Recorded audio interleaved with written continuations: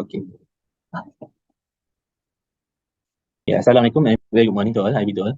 So, as we are sitting here today, I would like to make an announcement.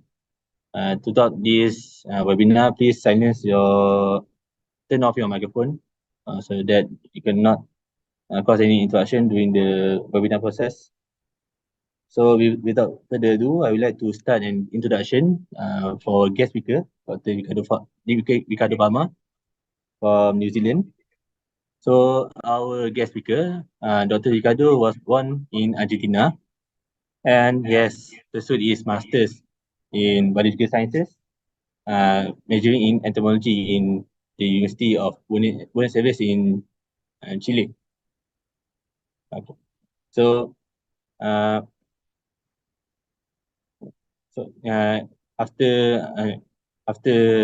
his master, he went to after the military his compulsory military service. Dr. Ricardo has moved to Chile to serve as a lecturer and also a researcher on Midas lice from the family Mididae in the University of Concepcion in Chile.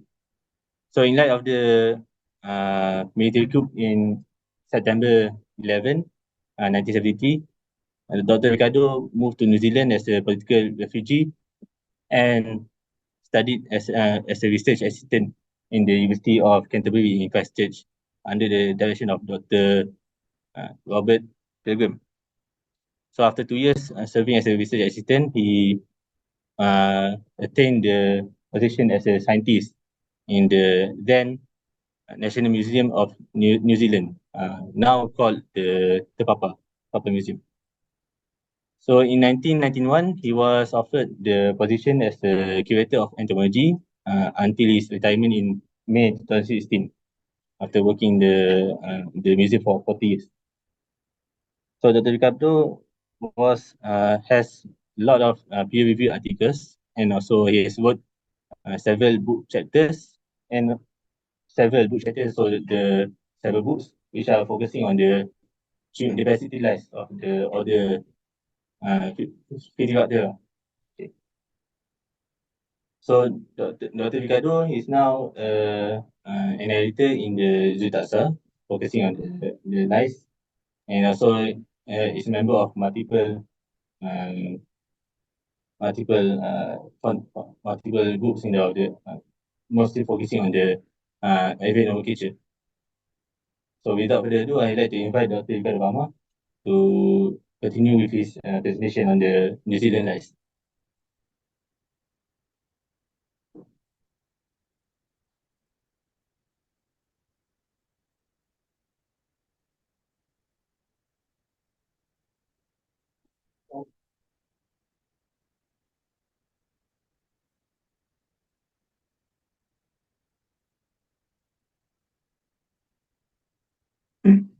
Oh. Good morning, everybody. Quite unexpected. What's happened? Zoom quit unexpectedly.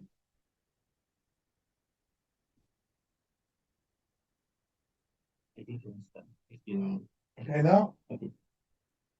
Well, my talk refers to the kind of overview of the lice from birds in New Zealand and a few from mammals. Mammals are all introduced species.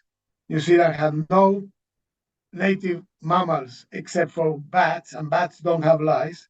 Therefore, all the native species of lice in New Zealand are from birds, but humans have introduced many other lice with domestic animals and other mammals. Therefore, the fauna has increased, and you can you can read a summary of the total species, percentages, etc. It is a very unusual fauna in world terms because the low number of species from mammals is quite remarkable, and only 6 of 43 species are natives, and only of marine mammals, nothing from terrestrial. Therefore, as you can see, the New Zealand lice diversity has been increased by humans rather than decrease. When people talk about the extinction of species, New Zealand has actually acquired more species. And also, it's as you can read, it's a large number, vast large number from seabirds and shorebirds, being a country with a long coast and an island country. And most of the many species of land birds have become extinct, and they are lice as well. Although in some cases, some extinct birds today extinct, but still as extant in collections, in museum collections, have remained with lice. Therefore, we have some interesting extinct lice which we collected from museum skins. The low endemicity is also very interesting, and is typical of many island groups in the world. The Galapagos Islands, the Faroe Islands, which are where they usually not much endemicity because most species of lice are distributed on birds which are either have a large distribution or they are in some lice are in several species of birds. For example, albatrosses, which go all around the world, have the same species. Therefore, there is no endemicity. When I talk about endemicity, I refer to species which breed and live in the country, not those who migrate, because if they migrate, they are also collected like albatross, which are endemic to New Zealand, breeding endemically. They go to Chile, US, therefore the lice are collected there and they cannot call endemic. But it's and as I said, a great proportion of introduced species. Now, to go to a few, this is a kind of sample of the morphological diversity of New Zealand lice, which is not different from many other countries, and also is lice are what I call more artistic than fleas and ticks, because all ticks or fleas look the same. you know, they're basically a very similar morphology, where lice are really very varied, and you have giant lice like this one, about a centimeter long, to some very small ones, 2 millimeters, some very narrow, thin, fat ones. These are head lice, body lice. See, this is a unique penguin louse, which is completely different from all other lice in the world living on penguins only. This is an extinct species, which I found from skins of an extinct bird in New Zealand called Huia. This became a different subgenus, and this is a kiwi louse. Kiwis are, as you know, an endemic group of birds from New Zealand. This is a penguin louse. This is a petrel louse. Long, thin lice live on wings, usually like this one and this one. This group, Amblycera, are running lice, and they're usually on the skin, when all the others are more feather lice. They need feathers to walk or crawl. They cannot move on a flat surface. And it gives an idea that lice are so host specific and such adapted to live on the host, they cannot survive outside the host. Therefore, they have developed different methods of hanging on. Like this group with triangular heads is typically head lice, have powerful mandibles which used to grasp the feathers as well as the legs, when others have not very powerful mandibles and they use the legs. Next slide. Now, I'm going to show you some photos of the host and the lice. And this is the national bird of New Zealand, although there are several species. And you can see they look very much the same. There are two species of what's so-called spotted kiwi. Spotted kiwi, the large one and the small one, and 3 species of the brown kiwi, although there are probably more species of brown kiwi. And as you see, looking at them is very difficult to distinguish. They are cryptic species. They have evolved for 50 million years in New Zealand in a way that became adapted to a way of life which does not require more, there's no pressure for them to change their morphology. However, they have evolved genetically, and the lice have evolved more morphologically than the birds. The lice are more diverse than the birds themselves. And that's why this one, the Ocarito kiwi, I discovered it as a new species with the lice. It was misidentified, it was thought to be the same than this one, the South Island brown. But when I received a sample of lice, I realized that it was something new. And then I said, if the louse is different, new, the bird is different. And not many people believed me, but eventually the DNA, 15 years later, confirmed that the lice and me were right. It was a different species, and with a group of ornithologists, we described as new species. That was one of my highlights of my career. And this is the species of louse which gave origin to the new kiwi, described by me and Professor Roger Price from Minnesota in 2004. There were really very clear differences in ketotaxi and male genitalia, no doubt. And it was also, I was able to say that this louse was more closely related to the North Island. This is the South Island, but the North Island kiwi. And again, everybody thought that can be, but DNA confirmed that again. For kiwis are a very special group in terms of themselves and their lives. And this is the other, the previous one is Ambricera, a different family, different group, and this is Isnocera, which are more what I call crawling lice, and these are more running lice. They run on the surface, these need feathers. And these also is a great variety of them. Although the genus is the same, shared with rails and similar other birds. Here got an interesting photo of, you see the feathers of a kiwi are very open, almost like hairs. They are very poorly insulated. If a kiwi gets wet, it dies of exposure. They have very low level of uropygial gland fat. They are typically terrestrial. They're called honorary mammals because they have all the features of mammals. Body temperature, vision, poor vision, good smell. They took the role of fossorial mammals. Now, this group is all introduced. In New Zealand, there was one species of native quail, which has become extinct and replaced by Californian quail, turkeys, English pheasants, chukars, as Asiatic chukars. All these are introduced for hunting at the cost of the extinction of the native one. And these are lives of this group, for the galliform group. Again, many genera, you can see quite a diversity, all introduced species for New Zealand. All the species of these are introduced. Now, in terms of fact, no, we have more, all these are native species except the mallard, which was introduced from Britain many years ago. We have a few native ones like the paradise duck, male and female. Look at the dimorphism in male and female. It's the shoveler, the Asia scout, teal, brown teal. These are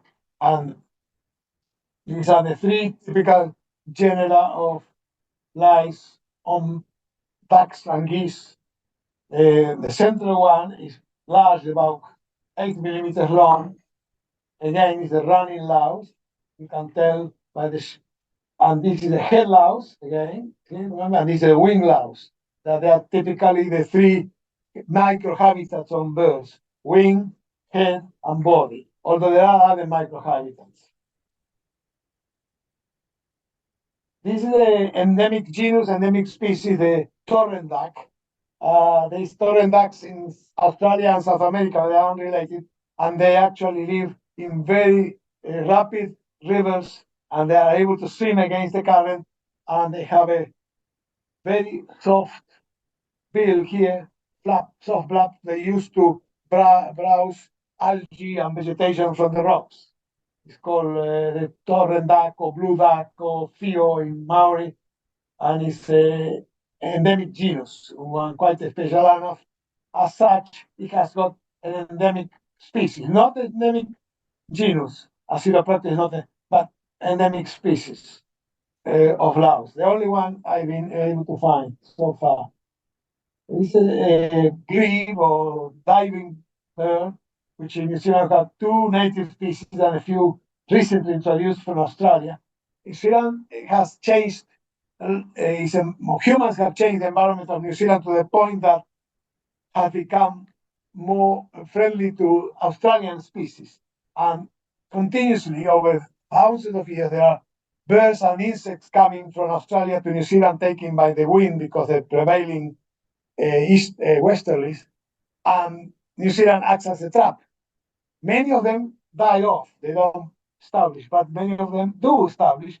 And because humans have changed the environment to become more pasture land, many birds from Australia, which are adapted to live in pastures, are now living in New Zealand and reproducing freely. That means that's an interesting case, at the expense of New Zealand forest birds. You have to remember that New Zealand had 80% of forest, 20% of pastures. Today, the opposite, 20% of forest, 80% of pasture. Therefore, that change of environment has opened niches for birds like the plovers and pelicans and black swans, swallows, which have come to New Zealand in the last 200 years. It's quite an invasive situation. This is the endemic species, but again, not the genus. Only we have one genus of endemic genus, only one, the one of the kiwis, and two subgenera. That's all. Penguin. This is the smallest penguins in the world. It's about foot tall, 30 centimeters tall. Lives all around the coast of New Zealand. Breeds under the houses sometimes. Some people love them, some people hate them because they are smelly and noisy. But it's quite an icon of New Zealand, the little blue penguin. And they have a unique louse too. The genus is a penguin louse genus, but this is unique to the blue penguin. Also, the blue penguin lives in Australia, and they have the louse too, but it's only New Zealand and Australia.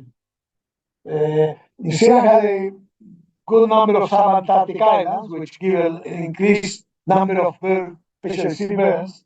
Subantarctic of New Zealand are all protected, and they've been freed of introduced mammals. They used to have some sheep, some cows, rabbits, cats, and now they've all been exterminated, and the birds have recovered, the insects have recovered, and we have New Zealand has the largest number of penguin species in the world, the largest number of albatross, the largest number of cormorants of species because of the subantarctic islands and also in the coast. We have colonies of cormorants 10 blocks from our house. Trees full of cormorants breeding in the middle of the city.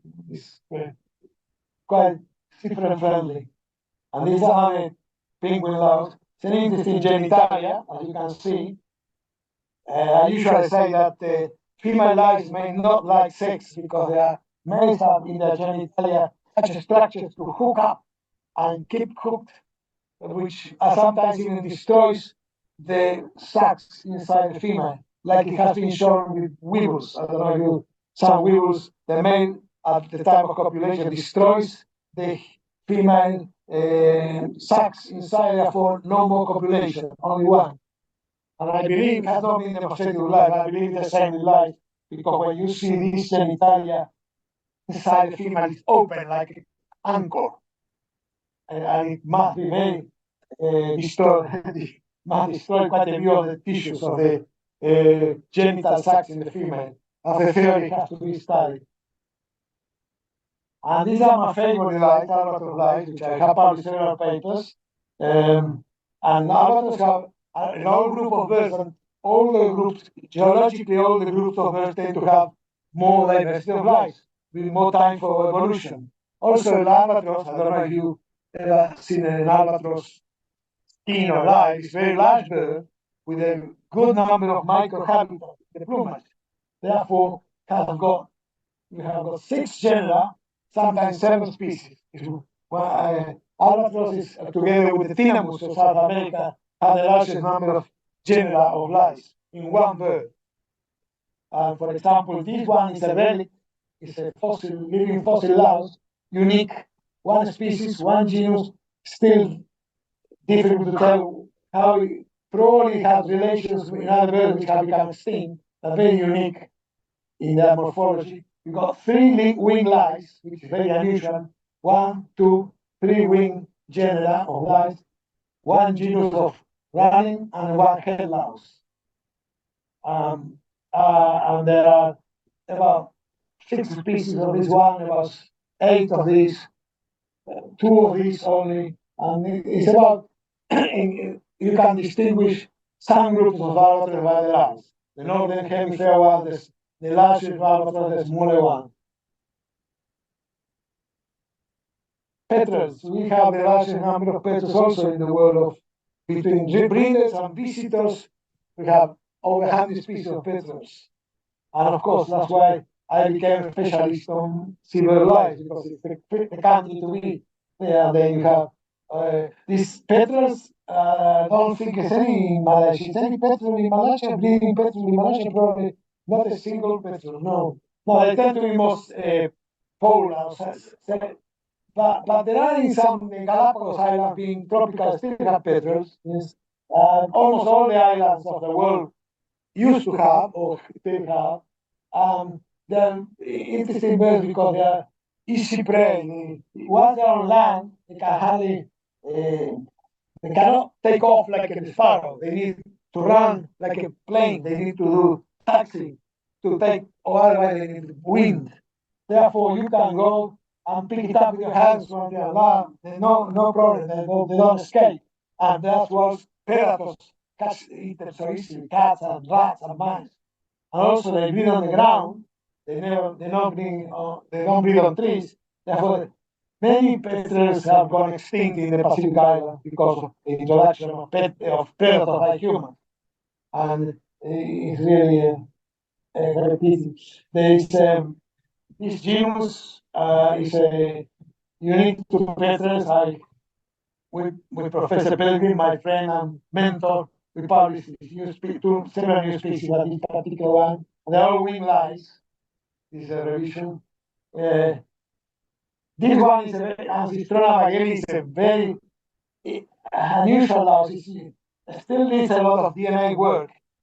The male to begin with, look at the proportion. The male and the female, that's real size, the proportion. And we have collected from about 50 species of petrels, and morphologically we cannot distinguish them. Only the difference in size. I believe that DNA will show something, but it's unique. And it's very rare, very rarely found. Males are extremely rare. I mean, it really needs a good study of DNA.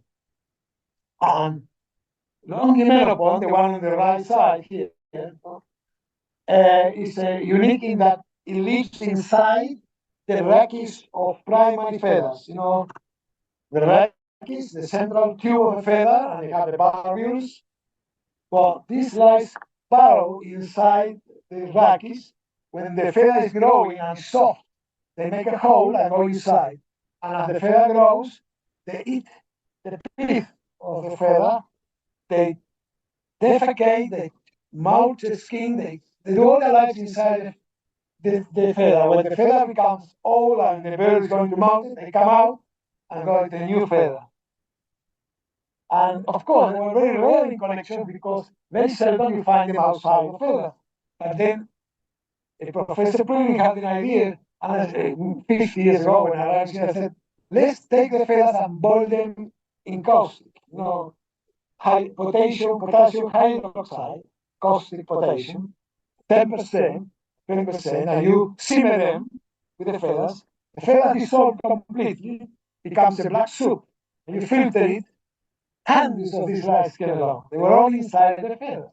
But also known other groups of the similar, the unrelated lice, but also taking the same niche in some shorebirds and galliforms. It's not unique. It seems they have occupied this special environment. And you realize lice get preened out by the bird. When the bird preen their feathers, they tend to, these ones are protected. They cannot be. Also the shank. That's why I call them social flies, because they live inside. I seen them alive in a feather. They go like a metro train, go faster, forward and backwards in the tube inside. Quite unique group. And again, morphologically very difficult to distinguish. We need a proper revision with DNA because they all look the same. It could be convergent evolution that they look the same, but they're different species, or maybe all different species, but they are on all petrels in the tail feathers, only the tail primaries, not the wing feathers, only the tail primaries. Therefore, if you want to collect them, you have to boil the feathers. Quite an interesting look. This is an interesting genus because I have been able to identify the birds from the species of Laos. It's quite diverse, about 35 species. I described a few of them, and they're quite host specific. Therefore, you can identify the host. And I have, for example, in New Zealand, many times you pick up birds in the beach and half eaten totally eaten, and only got the wings. Then, if I can find this genus on the wings, I can identify the bird. And sometimes the forest, the Department of Conservation comes to me and says, "We found this. I'm not sure what it is. Can you find? Well, if it's a female, a male, maybe a male, Laos, I can pinpoint the species of bird, which is being quite useful. It's one of my favorite genera too. This is a head louse, again, triangular head. That tells you it lives on the head of the bird. And it's not many species, about 8 species on petrels. And these two genera have only 3 species and 3 species each, and they live on a few species of petrels, which are also closely related. Antarctic petrels, Cape petrel, and there's 3 species of pseudonymus and 3 species of Palma. Again, indicating that in the case of petrels, which are all group, genera have evolved in groups of species that given the opportunity for. Petrels are one of the oldest groups of birds in the world. There are albatrosses, 50 million year albatrosses, which look like today's. Therefore, the life had time to evolve. There are 16 genera of lice on petrels and albatrosses, 16 genera. Now, coming to cormorants, there are not many endemic species in New Zealand. There's more worldwide species, but these are the 4 most common cormorants. These 2 breed on the trees close to our home, and these are not so common, but they are all around New Zealand, and they are all can be distinguished by the lice. Again, good way to distinguish the cormorants. The large pie, the small pie, the little black, the large black. And the wing louse, the wing louse can distinguish them again. Now, herons and spoonbills, bitterns. The spoonbill is one of those which arrived from Australia not long ago. This one. You have spoonbills in Malaysia? No. No. They arrived from Australia, but it's quite is sort of spreading out. This also arrived from Australia. This is a reef heron, which is all over the Pacific, and this is an Australasian bittern. This is a very secretive bird. I've never seen one alive in nature. They're very secretive. This one is rare, but for example, this one is an Australian species that arrived in New Zealand about 150 years ago. And one large species was actually described from New Zealand, not from Australia. You see, the Australians have had many people working on lice. And again, you have the same pattern: wing louse, body, running louse, head louse. And these are from herons, and this is from spoonbills, running louse from spoonbills. As you see, there is a convergence of morphology, not necessarily related. DNA has shown that all the headlines are not related with what was, but rather there is a morphological convergence living on a similar niche. And it was quite an interesting discovery because within a group of birds, the lice tend to be more related, even differently, morphologically different, to the similar morphology in other birds. I mean, morphology deceives us really in their relationships. We have to be careful. And these are some of the grains. This is an endemic to New Zealand, the weka. This is a pukeko, which is a group of Porphyrio, the genus. It comes from Spain to New Zealand. It's a kind of different species of the same type of bird. Probably it's in Malaysia. Yes, some is in Malaysia. A kind of bird like this. We have the black back, black back. The back is black. Yes, and it's a kind of water hen, or swamp hen. Yeah, it's a bird standing all over. Very common in New Zealand. This is a very secretive little prey which can hardly see. And this is the Australasian coot. All these come again. This is a group of lice. And you can see the pattern repeats again. But they're unique to these rays. You haven't now they have collected lice from something, probably the same one. This genus and this genus. Hopefully you get this one too, but in New Zealand, only these two genera are on there. There is a so-called phenomenon called missing the boat. I don't know if you have read it's a paper I published with some colleagues about birds migrate from one place to another, but not necessarily all the lice migrate, because not every single bird of a given species has all the lice. See, if you say here there are 4 genera, but the migrating birds may have only 2, for all of their descendants we have 2. And we stop, the other 2 miss the boat. That's the expression. And in New Zealand, for example, the swamp one genus missed the boat. I never been able to find it, only found in the rest of the world. And also sometimes when birds are become extinct, their parasites become extinct before the bird, before the host, because of the same reason. And then we have very birds in danger of extinction, for example, a large parrot, I think I will see later, and another bird which have only one louse, and probably the other species they had before they became extinct. These are shorebirds, which New Zealand has many species of visitors, some residents and breeders, but we have dozens of visitors. Shorebirds come from Siberia. You may have heard about the bar-tailed godwit, which flies from Siberia to New Zealand in a few days, 13,000 kilometers in 2 goes, and goes back without stop. 13,000 kilometers. They've been putting transmitters, and they found that coming from Siberia, stopped somewhere in Asia to feed and then going back, goes full of fat, and goes in one go. And it's one bird like this one, the godwit. It's a famous traveler. We don't breed in New Zealand, but we get the money, of course. I collect the lice. See, shorebirds have many general lice. Again, the head louse, wing louse, body louse. All these genera are all worldwide. That's why the endemicity is very low. See? You can find this genera in any shorebird anywhere in the world. Now, this is an icon in New Zealand, the kereru or wood pigeon or fruit pigeon. As you see, it's a very large pigeon, much larger than the common pigeon, but twice the size of the common rock pigeon. Very colorful. It flowers. This is the national flower of New Zealand, kind of legume tree called coffee. They eat the flowers. They eat fruits too.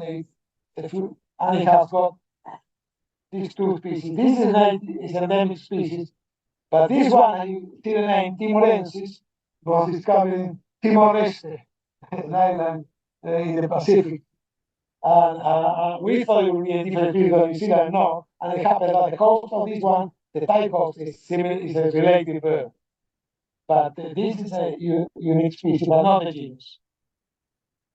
And as you can see, these are stained lice. You notice in my paper, in the paper mountain lice, that I stain them with carbon fuchsin. I mean, it enhances the features a lot. If you do good staining, the genitalia, everything. And always are better for identification, the better specimens are stained. But have to be properly stained, of course, not over stained or under stained. Have you tried? No, not yet. You tried? Yeah. And you got good results? Not easy. No? No, I mean the good results when you stain them. Yeah. Yes, it's very useful. They are not natural color. People think they are natural color. No, they're natural colors, they're brown. New Zealand has two species of parrots. The world famous alpine parrot, who lives in the mountains, and this parrot lives in winter, lives in the snow-covered mountains. It's one of the most intelligent birds of the world. They've been done doing tests, and it's as fast or faster than a chimpanzee in resolving problems to get food. But of course, lives in a very harsh environment. It has to be very resourceful. And it's a predator too. In winter, it eats petrel chicks. There are petrels living on the mountain in burrows. The bird goes, listens, and hears the petrel chick beep, beep, beep. And it cannot go in there for enlarges the whole burrow, goes inside, picks it up, and eats it alive. Power. Also, not to eat sheep. Not the sheep completely, but they stand on the sheep. When the sheep, usually a sickly sheep, in winter they stand on it and they punch the side of the kidneys, and they eat the kidneys of the sheep. But again, they live in a very harsh environment. Imagine living you in the alpine area with no protection. That's become so sort of intelligent and resourceful. This is the equivalent, the Vicarian of the forest. This is the alpine and this is the forest, the Kia and the Kaka. And they have the same lives. They are sort of relatively closely, very closely related. Here, this again, they eat flowers and fruit, most, unlike this one. This parrot is tourists going in a car, and they see them, they stop, the parrot comes, and if you let them, they destroy all the rubber of the car. They destroy the rubber of the windscreen wipers. They are very curious. They get into huts, huts on the mountain for people who go hiking.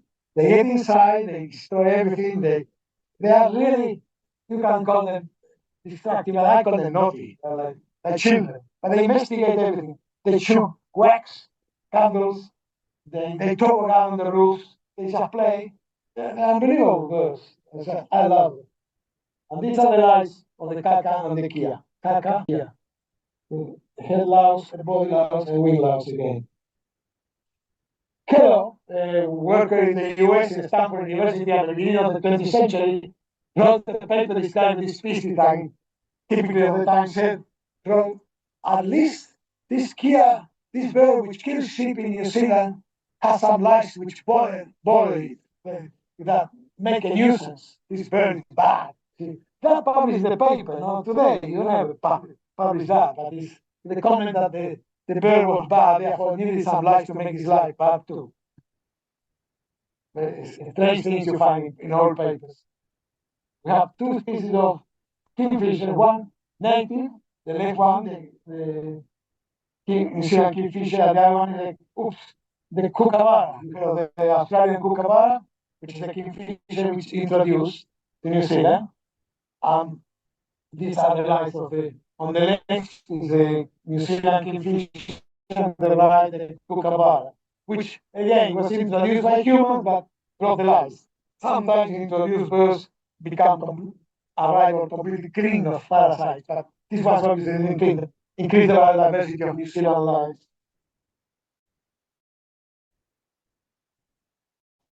And coming to the songbirds, the icon bird too, the tui is a honey eater. New Zealand had two species of honey eaters.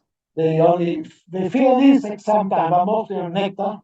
And I was lucky enough to be able to describe two species, one with a colleague from Brazil, Michel Barin, and one with a colleague from the Czech Republic, to all the species, new genus. This Melibruelia is an endemic genus of New Zealand. This the group which Daniel Gustafsson, who work in the Bruelia complex. It's very unique in having such a small male compared to female and the shape of the antenna.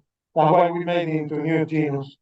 And this is an extinct bird. The male and the female had different breeds, different feeding methods.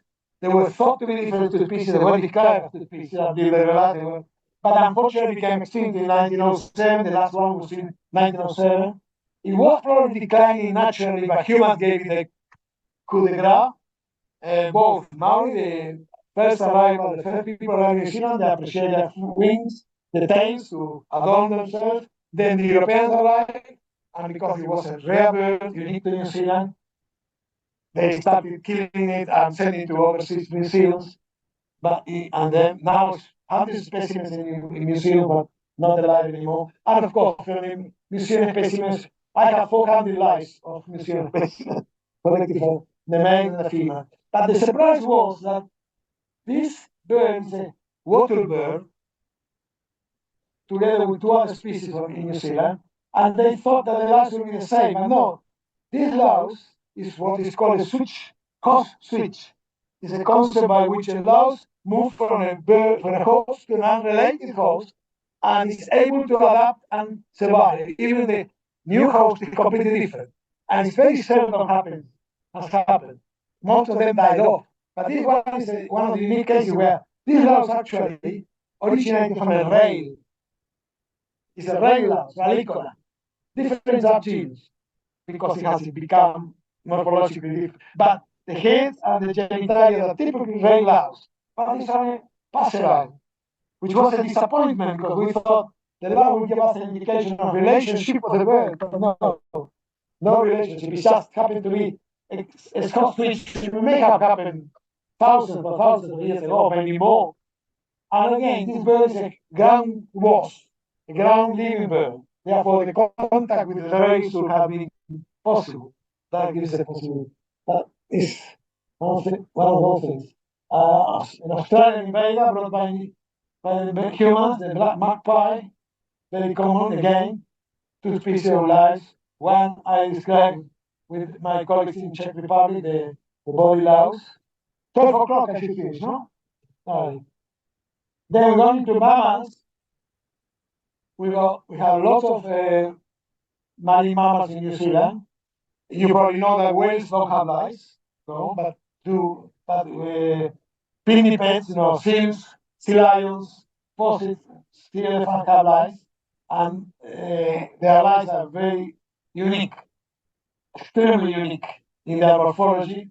And it's a group of researchers doing the physiology and ecology of the louse in Argentina, in southern Argentina, discovering very interesting things like these lice can survive at 800 meters. When the elephant still goes 800 meters, the lice survive. How they survive? They protect themselves with different covers of plastrons, but also apparently they do breathe in water.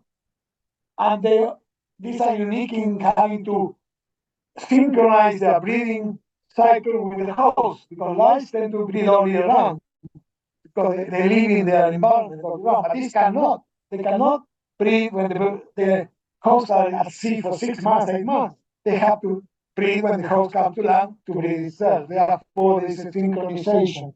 Quite an interesting paper published at the moment on the Argentinian sea lion louse, which can be extrapolated to this one, but they are very unique. They have spines and hooks, which were believed to attract oxygen, but apparently it's not the case. It's more protection from the pressure.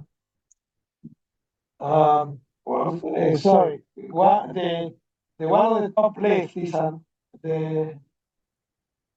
one, which is the one from the elephant louse, survives inside the follicles of the hairs. When becomes the time that the host is going to go to sea, they go inside the hair follicle and they remain there until the host comes back to land, which is a way to, and the follicle has sebum, they may feed on sebum. And these are all introduced animals in New Zealand, mostly a nuisance, like this one, it's Musteris ferres, which see the history that introduced rabbits to humans, food and pets. Then the rabbits became a pest. Then introduced this one to kill the rabbit. And no, they prefer to eat the birds. Therefore, there were big ecological mistakes And today, it's still these three species, the weasel, the ferret, and the stoat are causing chaos with birds. And rabbits eat all the pastures. Still a pest. These ones, when they become feral, they also eat lots of birds, cats, and poachers. And deer, they destroy the forest. That is all this, except for dogs are in some way useful, but all the other animals are. There is an idea, a theory, which I think is that to get rid of all these animals, except dogs and cats, by the year 2050, I don't believe it's going to happen. But there's a strong groups like the hunting association which like to hunt deer. How about you going to get rid of deer? Or tar, this is the Himalayan tar, the red deer. Rats, we have 3 rats and 1 mouse. How are you going to get rid of them in the whole country? In islands, they've been successful in getting rid of them, but no. That means, and even they introduced Australian marsupials. I don't have a picture of the possum here because the possum has no life, but the possum is a small, very nice, cute animal with its trees and kill them. There used to be 80 million possums in New Zealand, and now it's reduced because they put poison. But now they make big, big mistakes, ecological mistakes. And these are all mammal lice, all introduced with the host. Oh, see? This is dog louse, cattle louse, goat lice, cat lice, deer louse, marsupial lice, and guinea pig louse.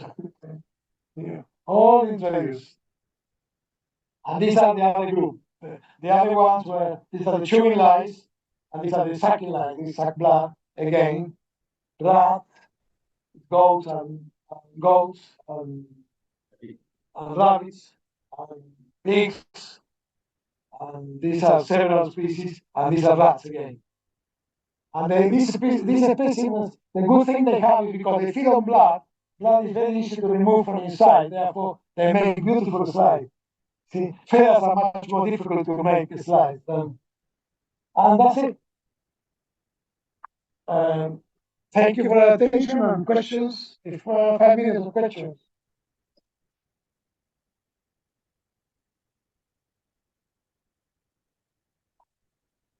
Thank you, Dr. Ricardo, for your interesting presentation. So now we are open to the Q&A session. So if you have any question, you can turn on the mic, 5 minutes for me. or you can also ask the question, type question in the chat box.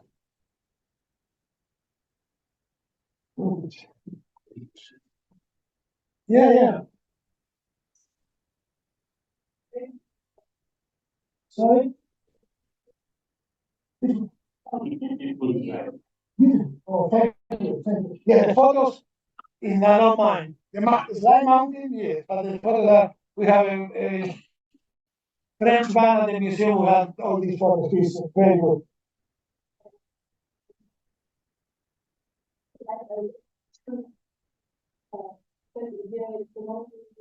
Slide mountain, yeah. Yeah, that's the important thing to do to make a good photo. But the photos, he has the auto montage. The auto montage. Yeah. The auto montage is a system by which the camera takes hundreds of images at different focuses, and then the computer puts them together, and you have a perfect placement. Lines are flat, therefore it's not so important. But still, these are taken there. For Beatles, for example, you can have a photo of a Beatles, and before it was impossible, but you have the focus here, not there. So you can get it in online, the auto montage program. I need a special camera, which automatically takes photos at a few microns of difference. You can take 1,000 photos if you want to. It's a great technique. You heard about it, auto montage. Yeah, especially, and lights also become much nicer. Third dimension.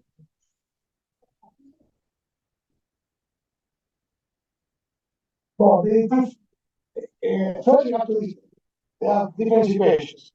Live animal or dead animal. Live animal, you have all these ethical things first, and some people do not allow you to use insecticide. But without insecticide, it's very difficult to lice. Why? Because you have the bird there first. You need someone to hold the bird for instance. These two people sometimes thinking. And you move the feathers, you see the louse, and then the louse escapes because they are they evade light. They're photonegative. Therefore, when you see it soon gets inside the feathers and you don't see it anymore, you have to be ready to pick it up. You can do it. It's extremely forceps or little brush embedded in alcohol. Okay. That could be, but the problem is that they're very fast. Move very fast. You can't see them. They crawl on the feather very quick. Therefore, the best thing is to put an insect. I spent 3 months in the Galapagos Island collecting for libraries, and they allow you to use human insecticide used for humans. Therefore, it's not really, that doesn't do anything to the bird. That case, you have to hold the bird, protect the head, put the insecticide powder among the feathers, and wait a few minutes, and then the lice just, you shake it and they go. On a tray, on a plastic tray, we even do it with an albatross and a big piece of sheet of plastic. 700 lice of 1 hour. 700. With the insecticide. Otherwise, it's hard. And also, you need to do some statistical work. You need to get at least 90, 95, 100% of the life. We have to do. Now, the problem is what they allow to do. The live birds. Some people say, no, I don't use insecticide. Or no, you can't deal with live birds. Dead birds are much easier. You have a dead, fresh bird there, wash it without water and some detergent and hot water in a big container many times. The lice usually go to a surface flow. You can collect them with a net and then filter them or filter all the water I have a funnel with a very fine gauze, and they filter them and then you collect them. That's easy. And that's the easiest way to collect them. But you can wash it many times in hot water with some detergent to release the fat, the wax, which is lice are wax, or the feathers are wax. Therefore, the detergent helps to clean them up. And you get very clean lice. That's the best. But in museums, sometimes they want to keep the bird as a dry skin, therefore, you cannot wash it. Therefore, the only way you can do it is to shake it a lot, and let the lice are dead. Therefore, they fall off. No, because the lice are dead. Lice tend to die over the next, after the host dies 24 hours, at the most 48 hours, all the lice die. They can't move to another host, die. I mean, like rats in a ship, they die in the ship. But the ship sinks with the rats, it's explosion. That means the lice will die unless it's the bird which has died, the lice will die, yes. But if it's dead for a while, that's it. And then you can shake them, and then the birds can be used for the ornithology and taxidermy. And there is a last technique which is the most sort of complicated, but is the most efficient, is to pluck all the feathers. Like you do a chicken at home, you pluck all the feathers and then boil them in potassium. And potassium hydroxide. Very careful, you have to be careful because it burns your fingers too. In a big beaker, you put all the feathers and a few pieces of ceramics to prevent blowing up, and you simmer it at a very low temperature until the whole of the feathers dissolve. All the feathers disappear in this and make a black soup, which you filter again and you get on the light. Like I said about the lice living inside that's the most the hard working technique, but you get everything. Sorry?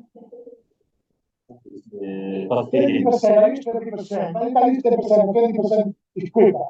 And you don't need to put too much because say I use a liter size beaker, and I put a little bit depending how much feathers too. If it's an albatross, you have to do it several times.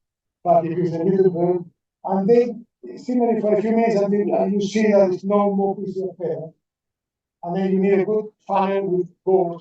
Petrol gauze, I used to be, petrol used to come years ago with impurities. And when you put it in the car, they used to go to a gauze, skimmer. You know what I mean? A metal, very fine metal seal. What do you use for the bicycle? the burner. Yes, something like that. It's to filter liquid and all the remains stay there. The liquid not- Then you use that and the lights all stay in there. Everything, even mites, whatever. Insects also sometimes you get a lot of maggots. If they've already been there for a while, full of maggots, you get lots of things, but that's the real way to get the last larves. If it's a very rare bird, or I usually do that. I only use it as the last technique when you really want something which is rare and you want to make sure you don't miss it. But if you shake it and there's lots of lights coming, I don't mind some staying in the bird because you still have the sun. But for statistical work, probably the best is to boil the feathers. Dave Clayton and his group in Utah, US, they do statistical work with pigeons. And pigeons, of course, there's no problem to kill hundreds of pigeons. That's not protectable. And then when they want that 100% of the light, they pluck all the feathers, boil them. And it's tedious work, but that's the way to do it at the moment. I think there are papers on the techniques, yes. Clayton Walters, the paper on the techniques of collecting lies. I can send those papers to you when I back to you. Yeah, but it all depends what you want and what you can do the most. Right. Okay, that's it then. One more time. So any other question? Okay. So with that, we end the Q&A session. So I thank you all for attending this webinar. Thank you again to Dr. Ricardo Palma for agreeing to be our guest speaker for today. So before we end our session, I would like to ask all of you, if you haven't filled in the attendance form, please do so. Our staff has posted the link inside the chat box. Okay. If there's nothing else, we'd like to end our session today. So thank you all and goodbye.